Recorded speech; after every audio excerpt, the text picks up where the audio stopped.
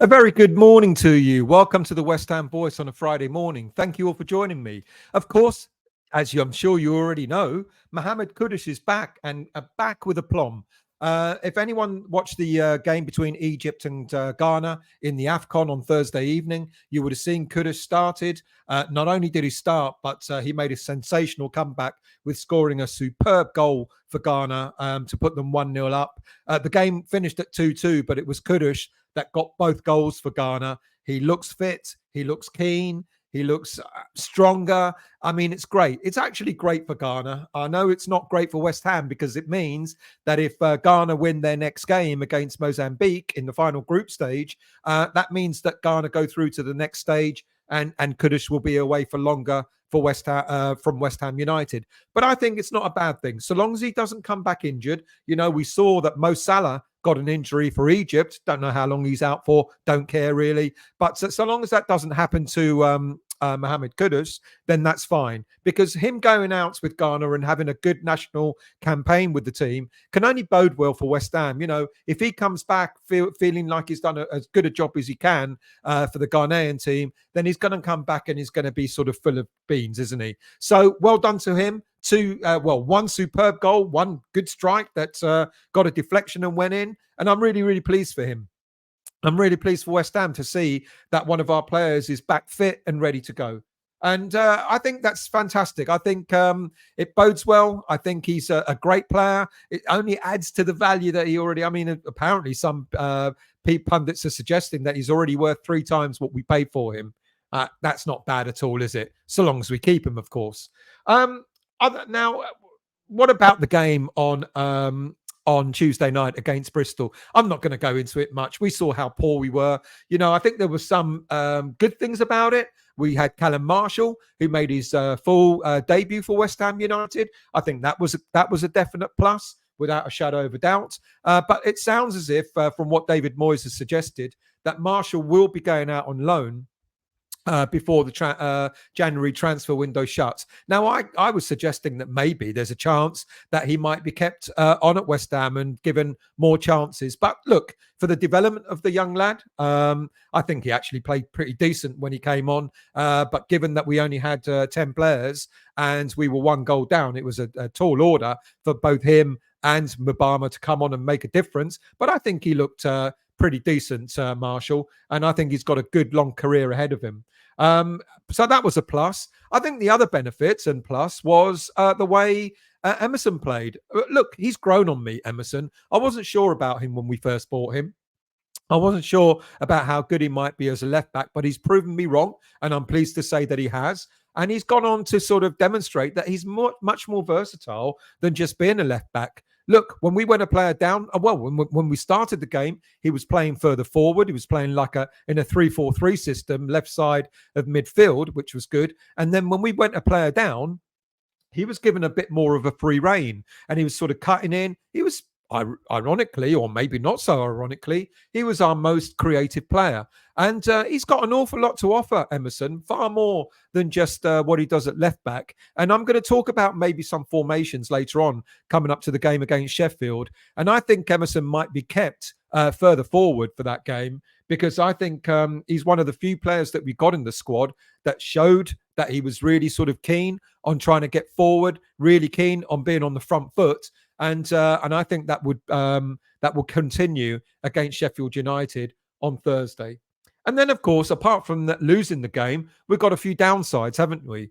First one, of course, is Saeed Benrahma being sent off. Now, look, let's not beat about the bush. You know, he deserved to get sent off without a shadow of a doubt. You can't retaliate the way you did. The challenge on him was poor, and I get that. And especially given that it's the transfer window, he probably would have thought, look, there goes my, if I got injured there goes my chance of being sold or being moved on in this January window. So I kind of get it.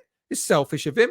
But nonetheless, I think most players would have kind of responded a little bit that way to the challenges that were going in. We saw a couple of challenges from the Brentford team. From the Bristol City team that went without even a booking. The challenge on Danny Ings earlier on in the game, that was a two-footed challenge. That could have got a red card. And then the challenge on, or the swipe at Creswell, Aaron Creswell later on in the game, that would normally have gotten a red card as well, right in front of the fourth official as well. But for Ben Rama, I think that's probably the last time he wears a West Ham shirt. We are listening to offers. I know there was an offer turned down from Marseille, but what West Ham United want to do, they ideally they want to sell Ben Rama outright. But if it goes out on loan, then they're going to want to deal West Ham where there's almost a cast iron guarantee that the player will go at the end of that loan deal, an obligation to buy. So there'll be certain criteria to be met by any team that wants to make a loan offer for Ben Rama, that he plays a certain number of games and that they do have the obligation to buy at the end of it. So we are listening to offers. We will listen to loan offers so long as that obligation to buy is there. And it's quite interesting, isn't it? I know there are other teams that are interested in them. Apparently, Brentford have expressed an interest. And with Ivan Toney having just come back from his ban and then talking, like putting himself in the shop window, how must Brentford feel about that? He spent 8 months out on a ban, and he gives an interview and he talks about his ambition to play for a bigger team. Talk about putting yourself in the shop window in this January transfer window. I think that's out of order. So Brentford are probably thinking to themselves, if Tony's going, then we're going to need someone to replace him. And he had a good time at Brentford, didn't he, Ben Rama? And I can actually see him going back there and doing quite well for them, maybe playing in a different system that will suit him and probably doing quite well. So it's going to be interesting to see what happens there.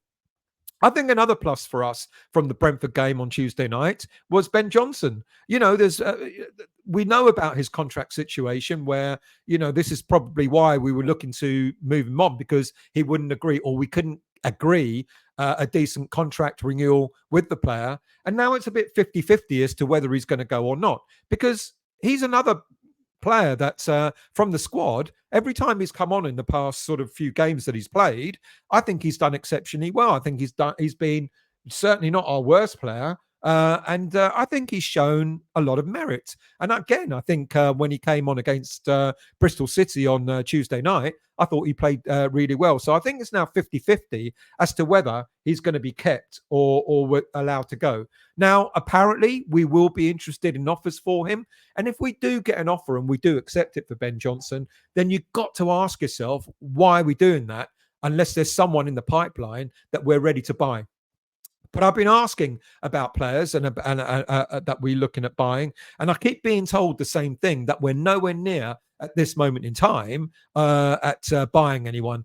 Now, I'd love to think that was wrong. I mean, David Moyes did sort of say after the Bristol game that we're going to be looking at we are going to be looking at bringing players in. But the one thing that I think he's pretty much determined, but both him and Steidten are determined, is that they bring in quality over quantity. Look what's happening when we have players who are squad players who are not quite up to the level that Mohammed Kudus and Bowen are and Paqueta are, etc. They sit and they language on the bench. And the last thing that David Moyes wants is just to fill the bench with players who are not going to be much better than what we already have. Now, there is money available. Apparently, that's come from the senior source. There is definitely money available to buy players. That is undisputed. We've got the money. We're ready to buy. It's just a matter now of buying the right players. So who are we going to go in for, and who are we looking at? Well, I can tell you who we're not going to get, because apparently, again, I've asked this now about 4 times. I keep hearing about Broja. And is it true? And I've been told we've got absolutely no interest in him. And now that rumours are circulating that Chelsea want anything between 35 to 50 million pound for the player, I don't know where they're getting that evaluation from. It looks like we are definitely not going to go in for Armando Broja.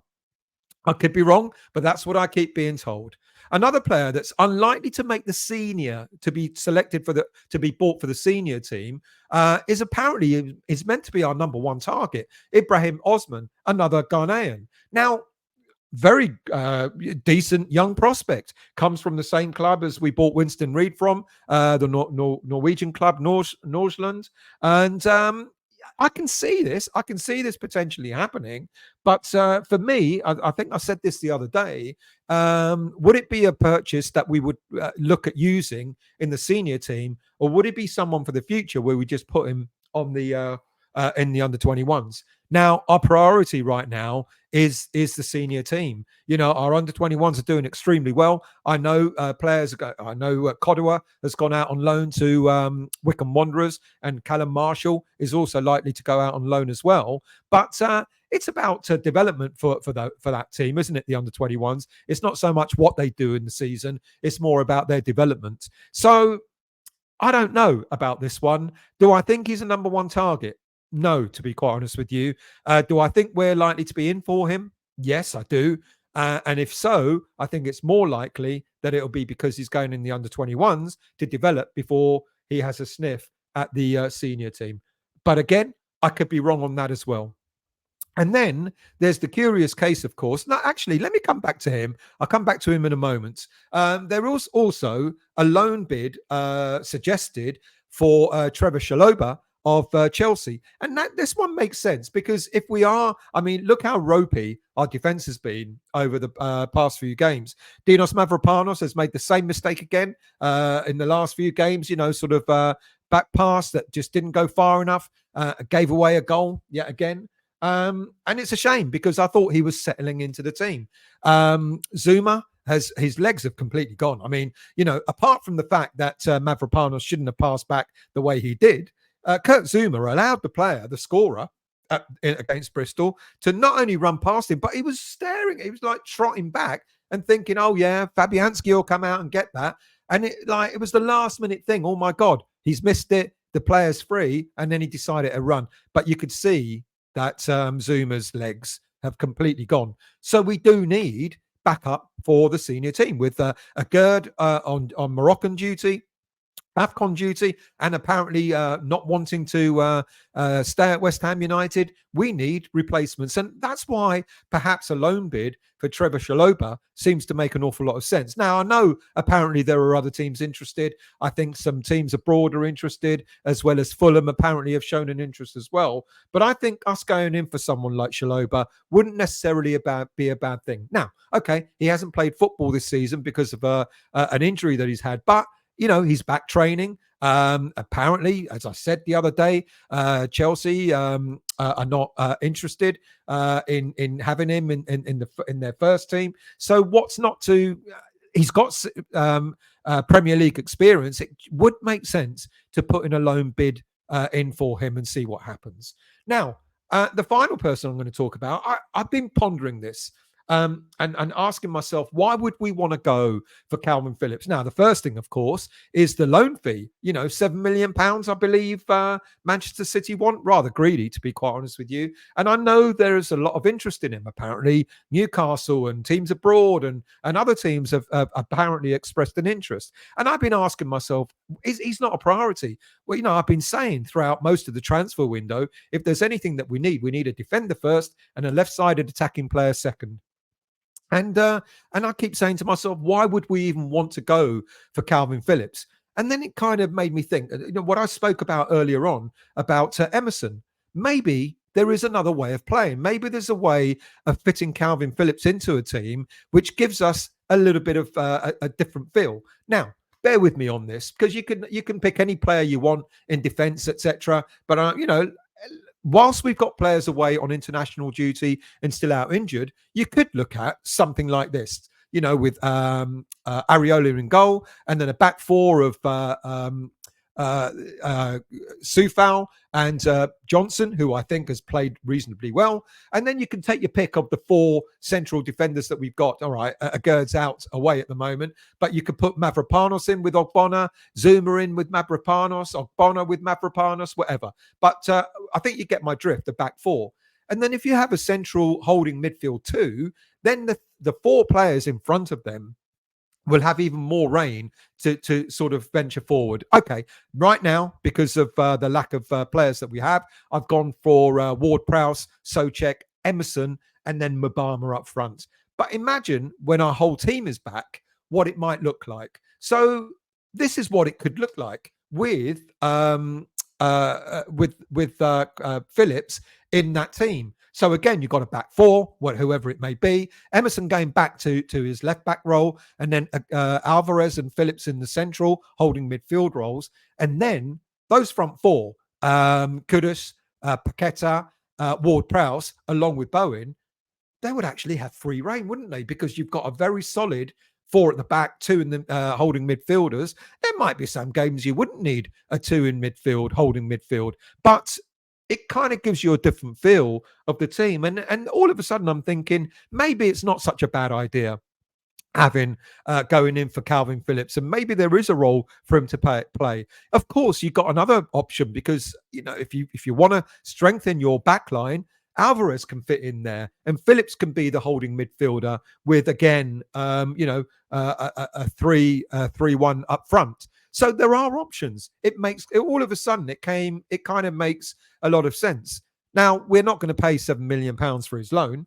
Probably not. I mean, David Moyes wants him. He's wanted him for a couple of years. He talked about Kalvin Phillips something like 2 years ago. Ironically, in the January transfer window, when we didn't get anybody, Kalvin Phillips was one of the players that he wanted. Now, the only thing I've got with Phillips is he's had opportunities to come to West Ham, but he's always, all right, he went to Man City. You got a choice, Man City or West Ham. Yeah, I know. But we've had options to try and get him on loan since then. But apparently he's chosen not to want to go out on loan and stay at Man City. Maybe now he's realizing that he needs to be playing. And one of his considerations is whoever he goes to, he wants to be guaranteed playing time. I think West Ham can give him that. I think alongside Alvarez in the holding midfield, I think West Ham would actually relish. And we talk about, that we need to drop Souček. What better option then than having a holding midfielder alongside Alvarez like Kalvin Phillips? So it means that Ward-Prowse doesn't have to go back there. It means that Souček doesn't have to go back there. You've got two natural holding midfielders holding the fort in midfield and then allowing that front four to do their business. So it makes sense. So at this moment in time, unfortunately, from what I've been told, it'll probably change. By the time you see this video go out at something like 8 o'clock in the morning on Friday morning, you'll have heard another 100 stories that we're in for this player or that player. But as it stands at this moment in time, I keep being told we're nowhere near closer to signing anyone than we were at the beginning of the transfer window. But there is interest in players. There is definite interest in bringing players in. But it's got to be, the money's available, but it's got to be quality over quantity. And I get that. And I know it's frustrating, but I guess we're just going to have to be patient and see what happens. Right, I'm going to the Sheffield United game on Sunday, so I will be reporting from there as I usually do when I'm at home and away games. So do look out for that. There may be another show in between. Maybe I'll do another show on Saturday just to keep you on your toes. But thank you for watching. If you're new to the channel, do hit the like button and the subscribe button. And in order to make sure that you see the videos coming up again, do hit the bell notification that's alongside the subscribe button. Thank you all for watching, and I'll see you all very soon.